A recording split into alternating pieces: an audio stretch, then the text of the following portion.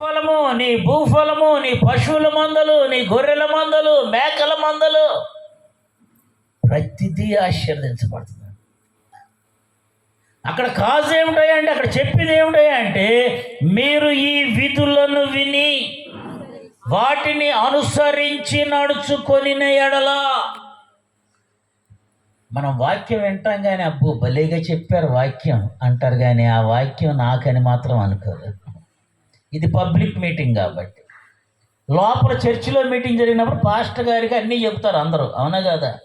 అయ్యగారండి మా అబ్బాయి మారట్లేదు, మా ఆయన లోపడతలేదు, మా ఆవిడేమో వింటలేదు, మా పిల్లలేమో ఇట్లా అయిపోయారు అని చెప్తే పాస్టర్ గారికి దేవుని నడిపింపుని బట్టి సంఘం వాక్యం చెప్తాం.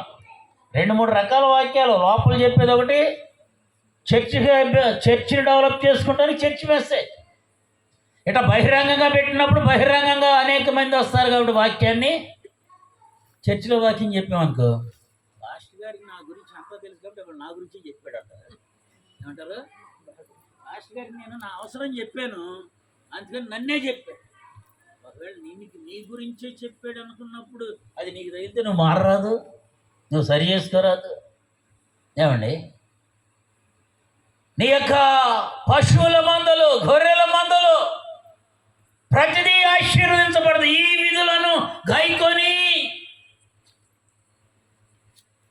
మీలాంటి విశ్వాసులే మాకు ఒక గొర్రె పిల్లని ఇచ్చారు, మేక పిల్లని. నాకు ఒక బాబు ఒక పాప. మా పాపకి మేక పిల్ల కావాలంటే మేక పిల్లని ఇచ్చారు. ఆ మేక పిల్ల రెండింటిని పెట్టింది ముందు. ఆ 2 కలిసి మళ్ళీ 2 4 పెట్టినాయి. ఆ 4 కలిసి ఇంకొక 4 పెట్టినాయి. ఏమండి? అక్కడికి అయిపోయింది. అట్లాగే ఒక కుక్క వచ్చారు, 2 కుక్కల్ని. ఆ కుక్కలు కూడా ఒకసారి 9 పిల్లలు పెట్టింది, ఒకసారి 6 పిల్లలు పెట్టింది. ఎందుకు చెప్తున్నాను జాగ్రత్తగా విన్నా, నవ్వుతానుకున్నా.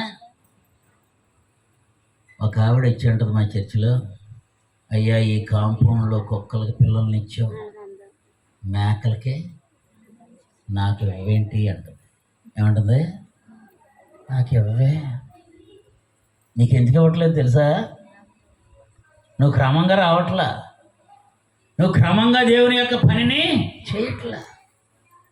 అలా ఆయన ఉద్యోగం, ఈవిడేమో ఇంటికాడే ఉంటుంది. దేవుని మందిరంలో ఉండి దేవుడి కాళ్ళు పట్టుకుని దేవుడు ఎన్ని కార్యాలు చేస్తాడు. నువ్వు క్రమాలు చేస్తే దేవుడు ఎన్ని కార్యాలు చేస్తాడు. నువ్వు నమ్మకంగా ఉంటే ఎన్ని కార్యాలు. వాళ్ళని ఏళ్ళు చూపిస్తావండి, వాళ్ళకి ఇచ్చిన దేవుడు నీకెందుకు ఇవ్వడు? వాళ్ళని ఆశీర్వదించిన దేవుడు నిన్నెందుకు ఆశీర్వదించడు? వాళ్ళు అడిగినవి ఇచ్చిన దేవుడు నీకెందుకు కూడా అడిగితే ఇవ్వడు?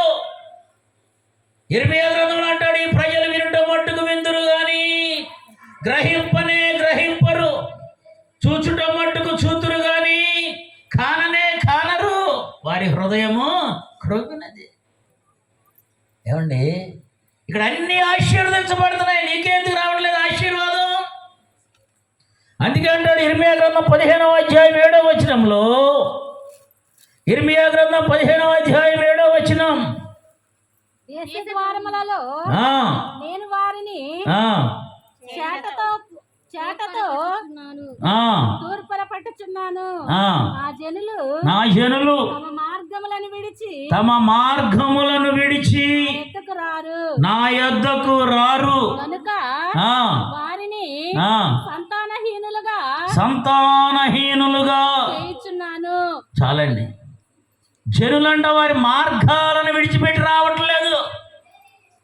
ఏమండి? వస్తాను. చాలామంది చెప్తారు, పాస్టర్ గారండి ప్రార్థన చేయండి, ప్రార్థన చేస్తే మీకు ఏది కావాలంటే అది. మాకు పిల్లలు పుడితే, మాకు అనేది వస్తే, మాకు ఇది వస్తే ఎందుకు ఇవ్వాలి నీకు? నువ్వు దేవుడి మాట ఏమి విన్నావని అనాలి.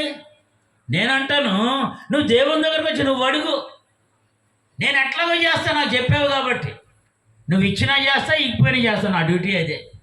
నువ్వు వచ్చినా చేస్తా, తిట్టినా చేస్తా, నువ్వు అందరికీ అలర చేసినా చేస్తూనే ఉంటావు. ఎందుకంటే దేవుడు నన్ను సేవకుడిగా పెట్టాడు. దేవునికి ఎవరు నశించిపోవడం ఇష్టం లేదు. ఈ ప్రజలు వారి మార్గములను విడిచిపెట్టి రావట్లేదు. రండి అంటే ఒక ఆయన అంటాడు, నాకు ఇప్పుడే పెళ్ళయింది అంటాడు. ఒక ఆయన అంటాడు, నేను ఇప్పుడే ఎడ్లను కొన్నాను, బండ్లు కొన్నాను అంటాడు. ఒక ఆయన అంటాడు, నాకు పొలం వెళ్తున్నాను, పని ఉంది అంటాడు. బైబిల్ గ్రంథంలో ఉంది ఆ వాక్యం, నా సొంత మాటలు కాదు. రండి, ఈ యొక్క స్వార్థ సభలు పెట్టావు, రండి. ఎంత పబ్లిసిటీ చేస్తాము, ఎన్ని లక్షలు ఖర్చు పెడతా ఉంటాము, డబ్బులుండి మాత్రం ఖర్చు పెట్టావు. నేను చెప్తున్నా నా అనుభవం సేవకుడిగా. డబ్బులుండి ఏం చేయట్లే ఈ పని. ఇంత ఖర్చుకు ఒక ఆత్మను రక్షించబడితే పరలోకంలో ప్రతిఫలం మీకు ఉంటుంది, సేవకుడికి కూడా. ఆత్మలు రక్షించబడాలి, అనేకులను దేవుని దగ్గరికి నడిపించాలి, నశించిపోయే వారిని వెతికి రక్షించడానికి దేవుడు ఈ భూమి మీదకి వచ్చాడు. దేవుడు అబ్రాహాము ఇక్కడ అన్నాడు, కుటుంబ సంబంధమైన ఆశీర్వాదాలు. ఆదికాండం 18వ అధ్యాయము 11వ వచనం.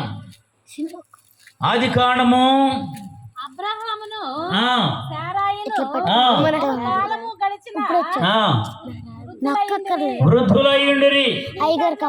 ఆ, నిలిచిపోయిన గనుక ఆ, శారా, ఆ, నేను ఆ. బలము ఉడిగిన దాననైనా బలము ఉడిగిన దాననైనా తరువాత నాకు ఆ, సుఖము కలుగునా ఆ, నా యజమానుడును ఆ, వృద్ధుడై ఉన్నాడు కదా ఆ, అని ఆ. మనలో నవ్వుకొనెను. చాలండి.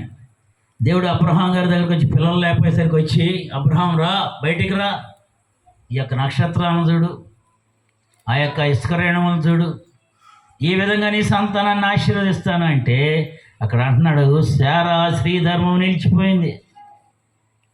అబ్రహాము కూడా మృతతుల్యుడయ్యాడు. నిరీక్షణకు ఆధారము లేకపోయినా సరే విశ్వాసము వలన బలము పొంది, ఏంటండి, నిరీక్షణకు ఆధారము లేకపోయినా విశ్వాసము వలన బలము పొంది 100 సంవత్సరాల వయసులో అబ్రహాం ఇస్సాకుని కన్నాడంట. ఎన్ని సంవత్సరాల వయసులో? 100 సంవత్సరాలు. అసాధ్యమైనవి సాధ్యం చేయడానికి కింద అయ్యగారు చెప్పారు, చూసారా? ఇవాళ ప్రపంచం అంతా కాదు కానీ మన భారతదేశం అంతా వైరల్ అవుతున్నది ఏంటి? ఏమైనా కథ మొత్తం మార్చేస్తాడు ఒక్క సెకండ్లో.